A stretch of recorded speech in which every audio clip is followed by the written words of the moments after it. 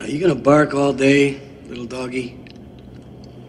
Or are you gonna bite? Okay. And from our mobile newsroom tonight, outrage from a woman in Grady County. She says a sheriff's deputy shot and killed her dog without provocation, and she says she has the video to prove it. The story takes us to Blanchard, where the woman is now taking legal action against the county, the state, and the deputy. Channel 4's Jolene Cheney took our mobile newsroom to Grady County today, and she joins us live. Jolene, first, we want to warn viewers the video you've obtained does show the death of this dog. It does, and let me tell you, the owner of this dog has filed a lawsuit in this case, but she says it's not about money. She says it's about holding lawmen accountable.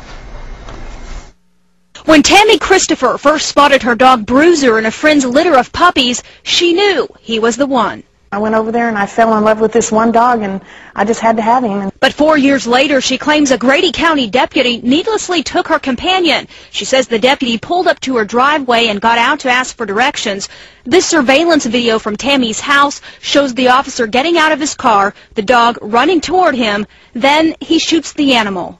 When he shot Bruiser, he was right next to his car door. He could have easily gotten in his car if he was in fear of his life, as he said. You can see as he walks in front of his car, he turns to the passenger who's still inside and motions for him to stay in the vehicle. Seconds later, the dog approaches and he shoots. He had a ride-along with him that was actually his brother-in-law at the time.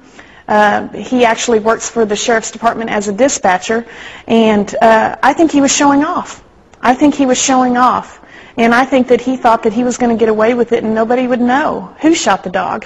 Tammy says initially the sheriff's department claimed the dog was trying to attack the deputy. But when Tammy told them she'd captured the incident on her security cameras, she claims they changed their story, offered her money to keep quiet, and told her not to show the video to anyone. Tammy said no. I feel like Bruiser has to have a voice. Now, we did try to get a response from the Grady County Sheriff's Department. They declined to comment.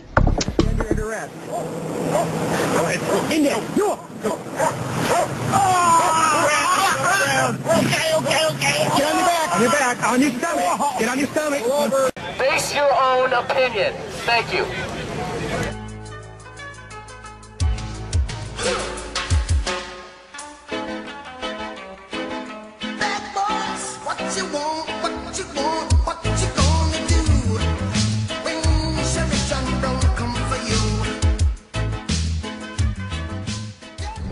As you can see behind me, there's the Richland County Courthouse and the Wahpeton, North Dakota Police Department. I saw K-9 Unit Officer Dustin Hill standing outside the department, so I turned around and was going to ask him a question about unwarranted raids. When I was standing on the public street filming him, he asked if I needed help. I proceeded to tell him I was simply filming a story. That's when he told me I was under arrest for hindering and put my hands behind my back, handcuffing me, bringing me into the station where I was interrogated for over a half hour. I was then released after doing nothing illegal. I jogged over to the department. I was going to wait for Mr. Hill's comment without interrupting him. I began filming on a public street. That's when this happened. How you doing? Excellent. What can I do for you? Nothing. I'm just covering a story for MinnesotaChange.org about unwarranted raids in Wahpeton, so... You're under arrest for interference with a police investigation. Put your hands behind your back.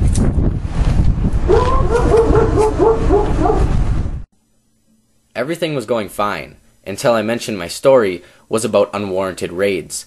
Dustin Hill quickly snapped his head and turned to the defensive. Nothing. I'm just covering a story for MinnesotaChange.org about unwarranted raids in Wahpeton, so... You're under arrest for interference with a police investigation. Put your hands behind your back.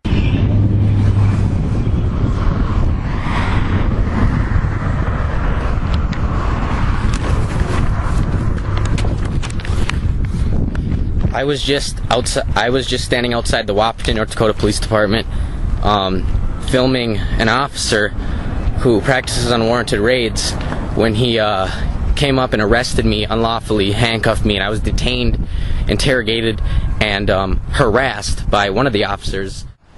After being arrested, Officer Dustin Hill had 3 other officers escort me into the police department and place me in an interview room, where one officer came in and told me he was Dustin Hill's supervisor and asked me where I felt I had the right to film Dustin Hill.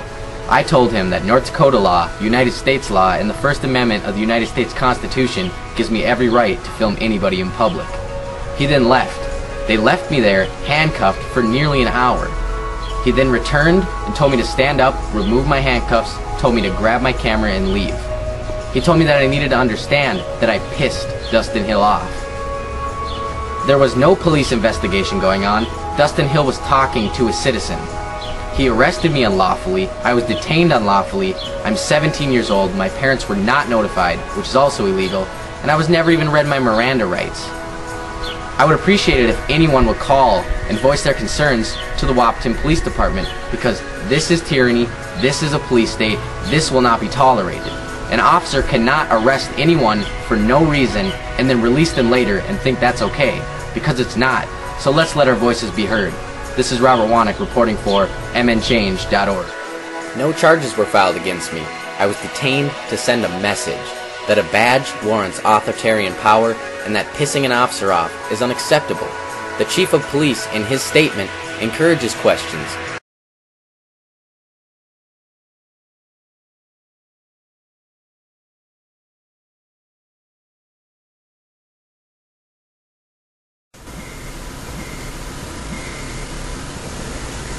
I handed him my license and registration, and as he started to walk back towards his car, I got out of my car under the impression or hoping that he was going to show me the camera tape.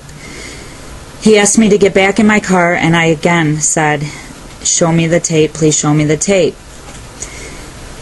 He asked me to get back in the car, and then he pulled out his taser and said I was under arrest. I said, "Don't do this in front of my kids." I got back in the car, and he said he wanted me back out of the car now.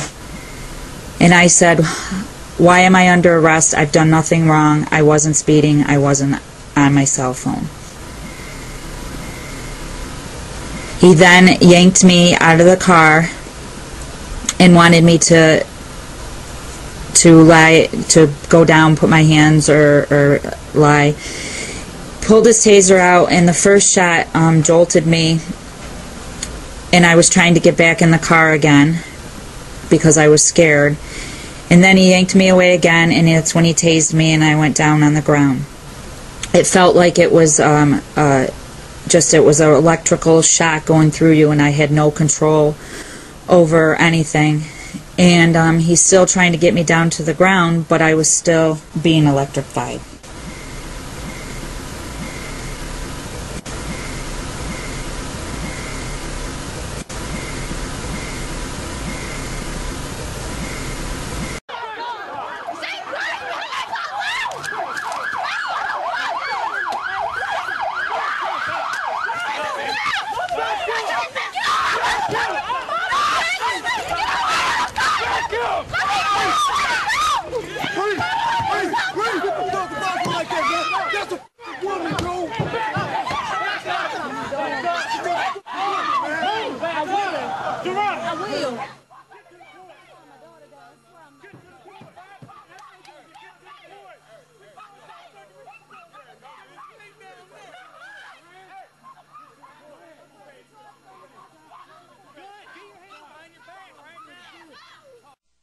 The most watched news in Western Washington. King 5 News starts now.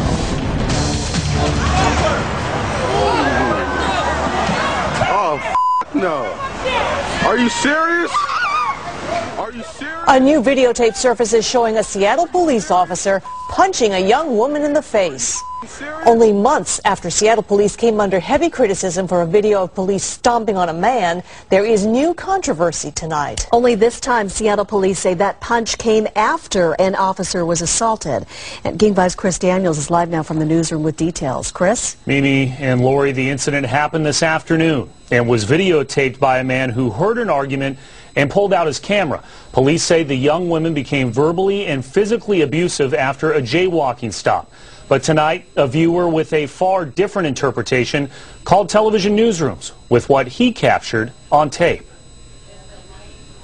Seattle police say it all started after an officer observed a man jaywalking across Martin Luther King Jr. Way South.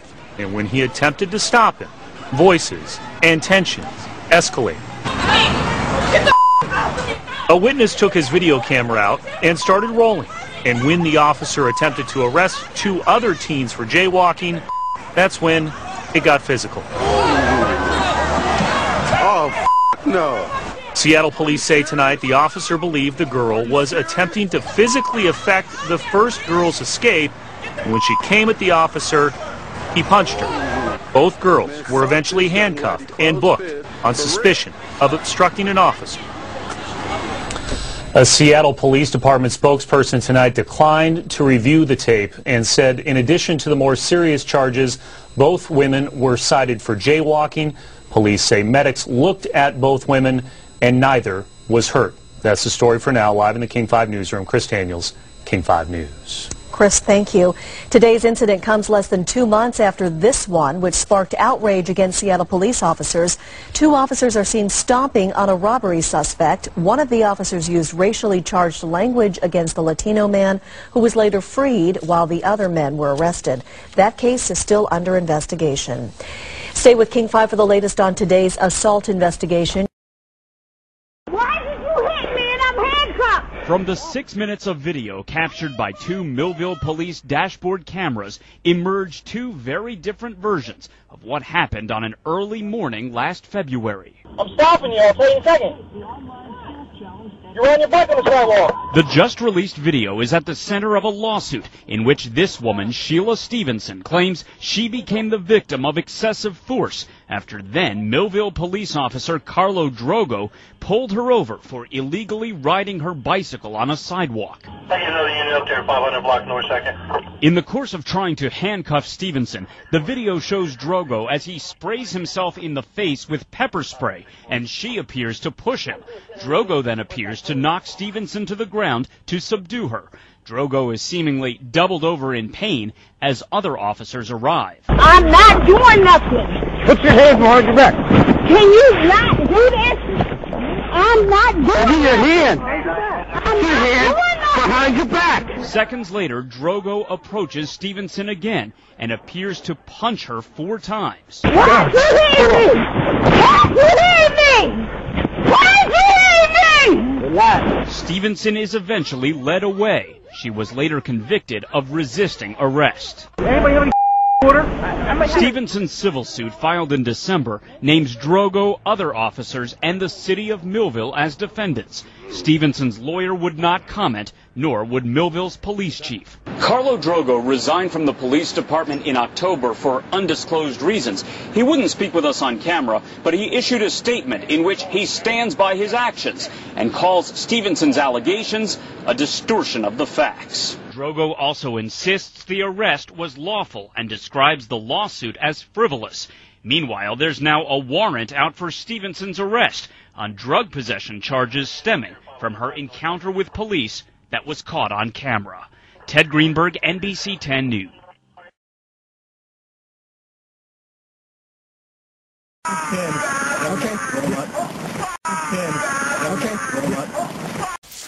If I had a dick, this is where I'd tell you to suck it. And furthermore, you can all go fuck yourselves.